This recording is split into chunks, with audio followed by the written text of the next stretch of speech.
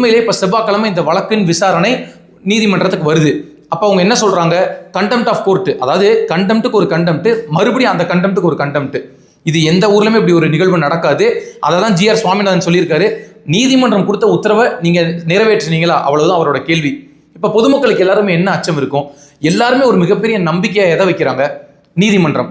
ஒரு இடத்துல நியாயம் கிடைக்கலையா, காவல்துறையில நியாயம் கிடைக்கலையா, காவல் நிலையங்கள்ல நியாயம் கிடைக்கலையா, அரசியல்வாதி கிட்ட நியாயம் கிடைக்கல, உடனடியாக எங்க போறாங்க, நீதிமன்றத்துல போய் நான் நியாயத்தை பெற்று வருவேன் அப்படின்ற நம்பிக்கையில் இருக்காங்கல்ல.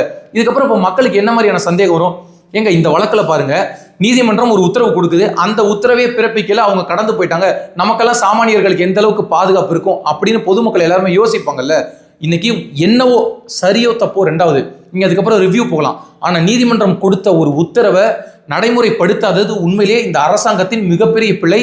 இந்த விஷயத்தில் ஒரு நடுநிலையான ஒரு பீஸ் கமிட்டியோ இல்லை ஏதோ ஒரு குழுவை அமைச்சு எந்த விதமான பாதிப்பும் இல்லாமல் இரு தரப்பினருக்கும் ஒரு சுமூகமான முடிவை பெற்றுத்தர வேண்டிய பொறுப்பு இன்றைய ஆளும் அரசாங்கத்திற்கு இருக்கு.